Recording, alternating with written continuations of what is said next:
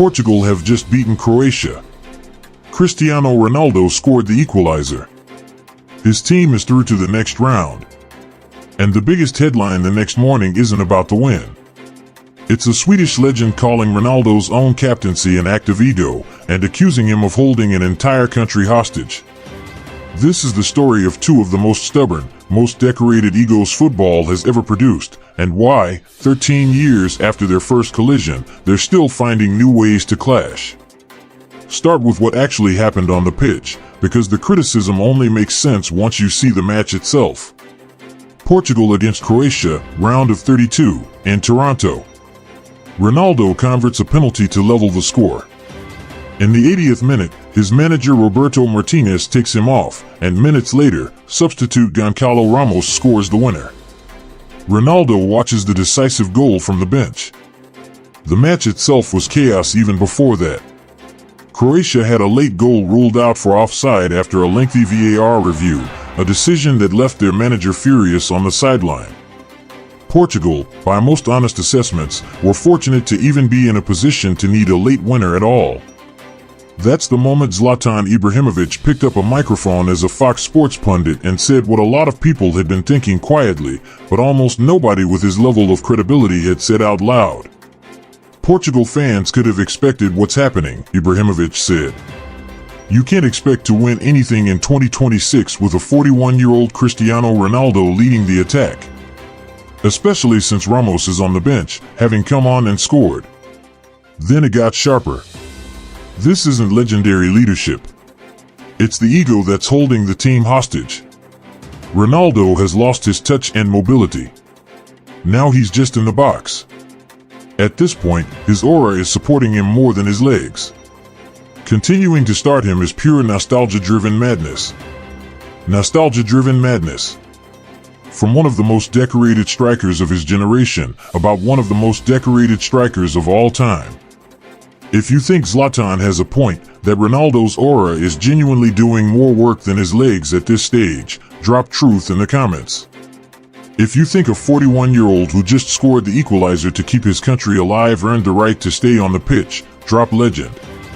Let's see which one this comment section actually believes. Here's what makes this different from the usual pundit noise that follows Ronaldo everywhere he goes. This isn't a journalist chasing clicks, or a rival fan with an agenda. This is Zlatan Ibrahimovic, a man who scored 62 international goals of his own, who never once got to play at a World Cup despite being one of the best strikers alive for over a decade, and who has absolutely nothing left to prove by attacking Ronaldo except that he genuinely believes what he's saying. Or does he have nothing left to prove? The numbers between these two men aren't close, and they never really were. Ronaldo has 5 Ballon d'Or awards. Zlatan has 0. Ronaldo has played at 5 World Cups. Zlatan, despite captaining his country for the better part of a decade, played at none. That's the exact gap Zlatan's criticism is being read through by anyone who remembers it. And this isn't even the first time these two have collided. Rewind to 2013. A World Cup playoff, Portugal against Sweden, the entire tie billed as a direct showdown between the two biggest egos in European football. Zlatan scored twice for Sweden. Ronaldo scored a hat-trick. Portugal won 4-2 on aggregate, and Zlatan's national team was eliminated. Zlatan's response at the time was pure Zlatan, a World Cup without me is nothing to watch, so it's not worthwhile to wait for the World Cup. Ronaldo went to that World Cup. Zlatan never did, not that one, not any other. 13 years later, the man Ronaldo eliminated from World Cup contention is now the one publicly questioning whether Ronaldo still belongs on the biggest stage himself. Zlatan wasn't finished either. Earlier in the tournament, after Ronaldo scored twice against Ireland and declared I'm back in his usual, unmistakably Ronaldo way, Zlatan mocked him publicly, I thought he never left. It's a small line. But it's the kind of small line that only lands if you've spent over a decade being compared to somebody, measured against somebody, and never quite escaping their shadow on the world's biggest stage. There's one more detail that adds an odd twist. Asked separately who the greatest player in history actually is, Zlatan didn't say Cristiano. He said Ronaldo, just a different one, the Brazilian, Ronaldo Nazario. He is the best player in history, no doubt about it, Zlatan said. So the same man calling Cristiano's presence nostalgia-driven madness has his own nostalgia, just pointed at a different name entirely. It's worth knowing where Zlatan is speaking from. He retired at 41 himself, the same age Ronaldo is now, choosing an emotional goodbye at the San Siro over dragging a legendary career past its natural end. Whether that gives his judgment more credibility, or just makes it more personal, depends entirely on who you ask. Here's something else worth knowing about Ronaldo, something that makes this particular criticism land differently than it might for almost anyone else in football. This isn't the first time a legendary figure in the sport has mocked him publicly, and it isn't the first time his camp has treated that mockery as something worth fighting back against. Back in 2013, then FIFA President Sepp Blatter, asked to compare Ronaldo and Messi at a public event, stood up and did a mocking military strut across the stage, imitating Ronaldo as a stiff, self-important commander, joking about his hairdressing expenses in front of a laughing audience. Ronaldo, Real Madrid, and the Portuguese Federation all responded with fury.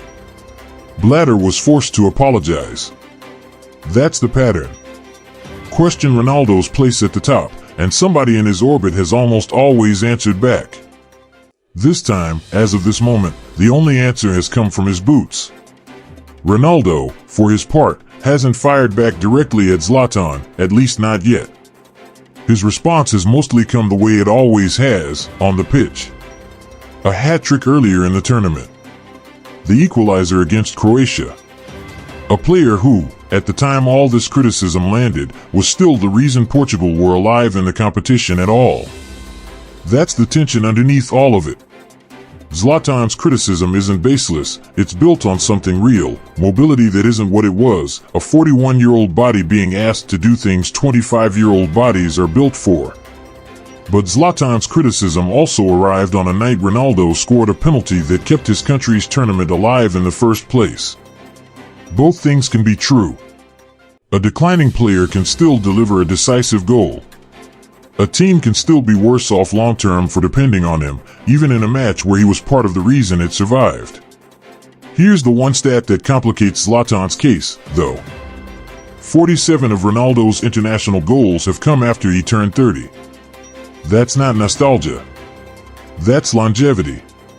And there's a reason Zlatan reached for Ramos specifically, instead of just criticizing Ronaldo in the abstract. Ramos is 24, already a proven finisher at the highest level, and he was the one who actually scored the winner while Ronaldo watched from the bench. Zlatan didn't need to build an argument about ego and nostalgia from nothing. Portugal handed him the evidence in the same match. Ramos, for what it's worth, hasn't said a word about any of this publicly. He didn't need to. He just needed to score. Here's where the story stopped being just noise and started actually mattering. Days later, Portugal faced Spain in the round of 16, in Dallas. They lost, 1-0. Eliminated. Nobody can prove Ronaldo's role in that result was decided by nostalgia rather than merit. Roberto Martínez made his own selection decisions, not Zlatan's. But the timing is impossible to ignore. The exact tournament exit Zlatan warned about arrived within days of him warning about it. Maybe Zlatan was right, and this tournament becomes the moment football finally admits out loud what everyone had been saying quietly for a year. Or maybe this is just the latest chapter in a rivalry that's never really been about facts at all, two of the most competitive human beings the sport has ever produced, still measuring themselves against each other more than a decade after they last shared a pitch. Nobody outside either man's own head knows which version of this story is the true one. What we do know is this: in 2013, Ronaldo scored a hat-trick and sent Zlatan home from a World Cup he never got to play in. In 2026, Zlatan didn't need a hat-trick to have the last word. He just needed a microphone, and 13 years of waiting for the right moment to use it. Ronaldo's answer, as always, is still coming: one penalty, one equalizer, one tournament at a time. Subscribe for more stories the headlines haven't caught up to yet.